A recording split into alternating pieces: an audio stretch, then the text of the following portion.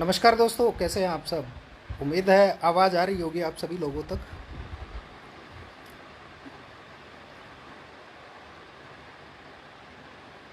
दोस्तों, मेरे इंस्टाग्राम पे बहुत सारे ऐसे मैसेज आ रहे हैं जिसके अंदर लोग पूछ रहे हैं कि भाई सर, लोन की किस्तें नहीं भरने पर क्या प्रावधान है, क्या प्रोविज़न है, क्या लीगल जो है कंसिक्वेंसेस फेस करने पड़ सकते हैं।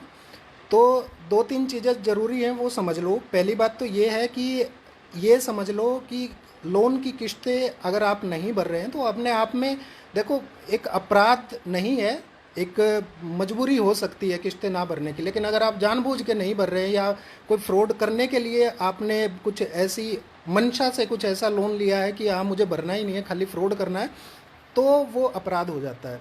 अब दूसरी चीज़ ये समझ लो कि लोन लेना अपराध नहीं है। एक चीज़ समझिए आप, लेकिन जहां आप एक डिजिटल कॉन्ट्रैक्ट भी किसी एप्लीकेशन पे साइन कर देते हैं और अगर वो एंटिटी रजिस्टर्ड है आरबीआई में और एनबीएफसी जो भी है वो पर्टिकुलर अगर क्राइटेरियाज कंप्लीट कर रही है, तो आप ये समझ लीजिए कि आप एक एग्रीमेंट में आ गए और उस एग्रीमेंट की वायलेशन जो है वो एक सिविल सूट बनता है, एक सिविल केस बनता है, मुकदमा बनता है, जिसके अंदर कोई ऐसा लंबा चौड़ा खेल नहीं होता, खाली नेगोशिएशन का आता है उसके अंदर।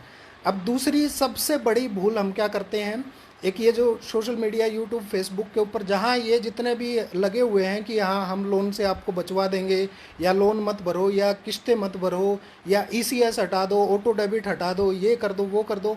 देखो, ये सारी चीज़ें कुछ करने की ज़रूरत नहीं है। सबसे पहले तो कानूनी प्रोविज़न ही एक कंज्यूमर के लिए इतने अच्छे कर रखे हैं कि आपको कोई बेफालतू में परेशान नहीं कर सकता।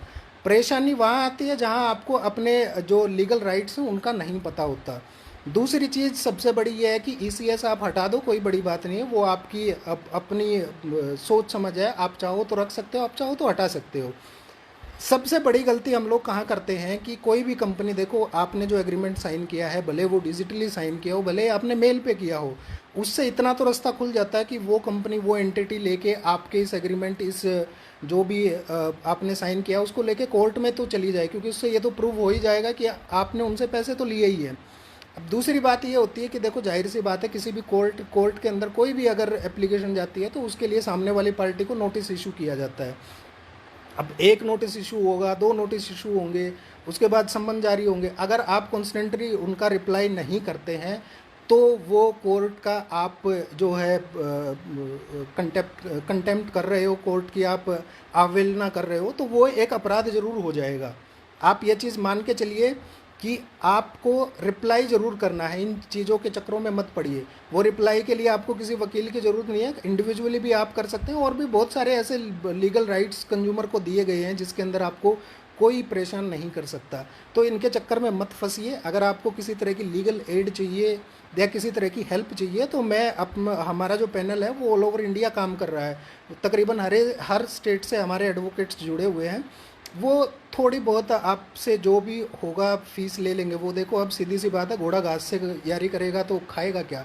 तो वो एक नॉमिनल से आपसे फ़ीस चार्ज करेंगे।